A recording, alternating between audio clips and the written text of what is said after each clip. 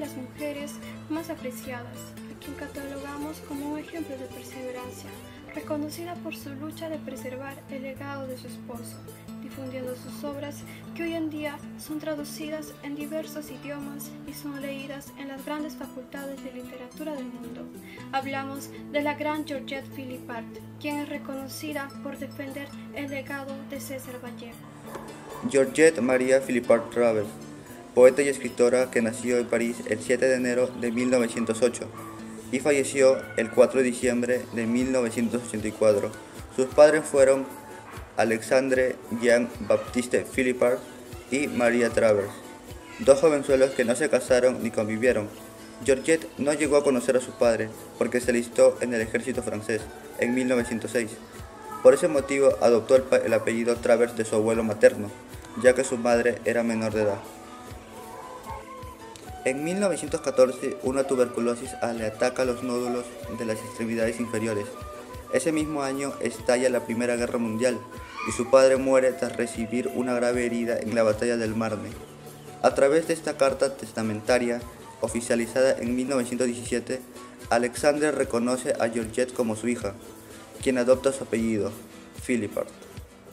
Georgette es enviada a Bretaña, donde realizó sus estudios primarios y secundarios en el Colegio de Sabine de Vitré de la Inspección Académica de Rennes, los que culmina en 1922. Luego viaja a París a trabajar en el oficio de costurera con su madre, quien junto con Madame Virot y Madame Lambin constituían el llamado Grupo Real, en donde las damas diseñaban exclusivamente los vestidos para las reinas de Europa. Luego viaja a Londres para proseguir su formación educativa y vivió los días más felices de su vida. Realizó estudios de violonchelo, que junto con la guitarra era su instrumento más preciado. De vuelta en París en 1924, continuaba sus estudios por la noche, recibiendo cursos de música y español. De día trabajaba como costurera en el pequeño taller de su madre. En 1925, a los 16 años, Georgette conoce a Vallejo, de 33 años. Marie Travers, su madre, se opone al romance debido a que el poeta no le ofrecía ninguna seguridad económica a ella. Sin embargo, su madre fallece el 12 de noviembre de 1928 y Georgette le compra una fosa con 2 tumbas en el cementerio Montreux. Vallejo le brindó sus condolencias y le propuso iniciar una vida juntos, a lo que ella no le da una respuesta. Al año siguiente recibe la herencia completa de sus padres, 280.000 francos, y empezó a convivir con Vallejo. Vivían de luna de miel por varios países de Europa. En cuanto a Henriette, la anterior pareja de Vallejo, se dice que se molestó al saber que el poeta se había ido a vivir con la joven y fue a confrontar a su rival. Ella le entrega una cuantiosa suma de dinero para que desapareciera de sus vidas. Henriette acepta el dinero, pero más tarde volvería a convivir con Vallejo, siendo un dolor de cabeza para Georgette. En enero del año 1929, Georgette viajó con su pareja de luna de miel a Niza, las playas del Mediterráneo, gira que los llevó por varios países y ciudades europeas, financiado por sus recursos económicos. A pesar de que sus ideas políticas eran diferentes, viajaron a Moscú, además de Bruselas, Berlín, Varsovia. Regresaron por Leningrado y siguieron la ruta de Kiev, Budapest, Viena, Berna, Roma y Niza. Y nuevamente regresaron a París. Ella tan joven y él maravillado ante ese nuevo mundo. Llegaron a cometer locuras como alojarse en hoteles lujosos, algunos de ellos en donde la habitación vale $500 por noche.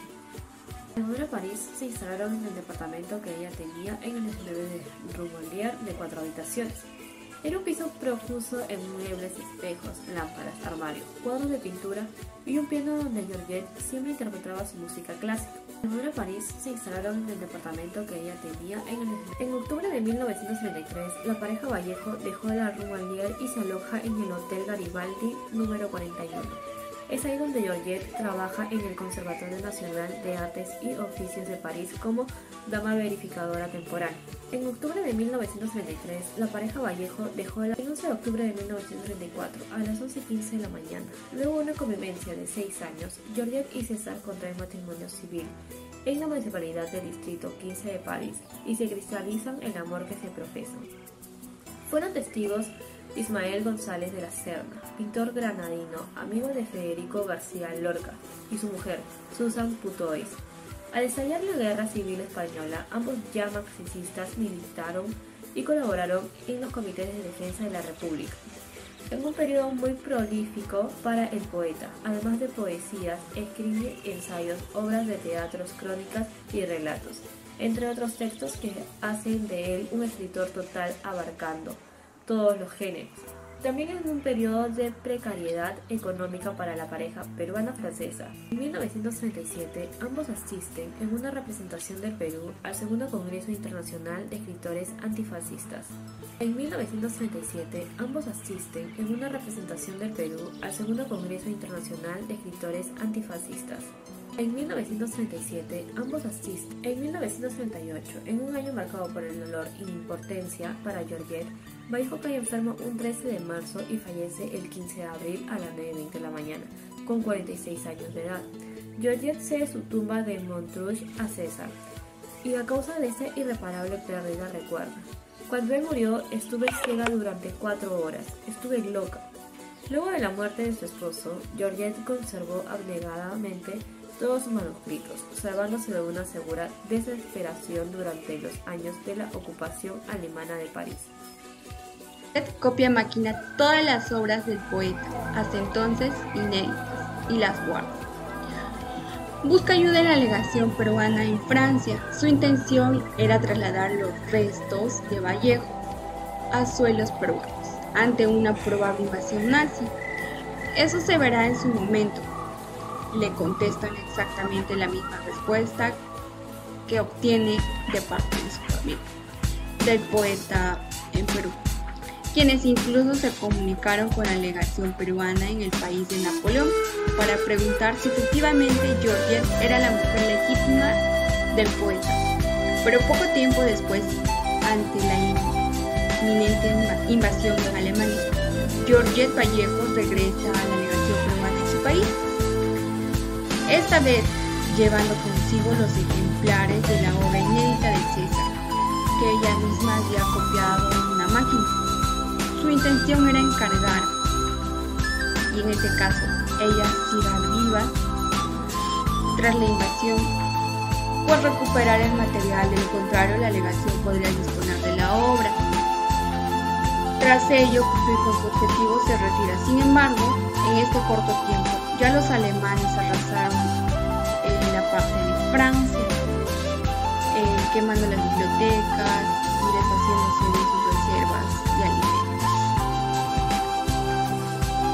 Georgette regresó a la legación peruana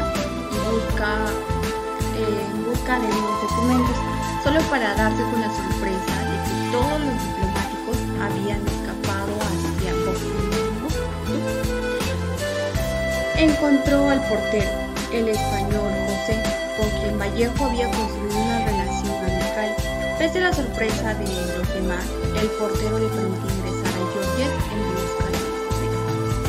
Y una grande fue su sorpresa al encontrar el desorden en la obra inédita de Vallejo, tirada y mezclada en el desorden de las oficinas, ni siquiera olvidada. Al último momento, en la unidad, en el cajón de algunos muebles, no están aquí tiradas, manchadas, sucias, inservibles. En Córdoba, el biógrafo más fidedigno de César Vallejo en Europa precisa que Georgette aportó a la unión con César Vallejo 280.000 francos en efectivo, producto de los ahorros de la madre, y además una reducida pensión del Estado a las viudas y huérfanos de la guerra por muerte de su padre en el campo de batalla, y un departamento en el centro de París. En enero del año 1929, Georgette viajó con César Vallejo de luna de miel a Niza, a las playas del Mediterráneo, gira que se prolongó por varios países y ciudades europeas, Viaja respaldado por los recursos económicos de Georgette. A pesar de que sus ideas políticas eran diferentes, viajaron a Moscú y pasaron antes por Bruselas, Berlín y Varsovia. Ya luego regresaron por Leningrado y siguieron la ruta de Kiev, Budapest, Viena, Berna, Roma y finalmente por Niza. Y nuevamente regresaron a París. Ella era una niña y él amaba la vida y estaba maravillado. Tanto es así que cometían locuras. Se alojaban en hoteles lujosos, algunos de ellos en donde la habitación aproximadamente valía $500 por noche.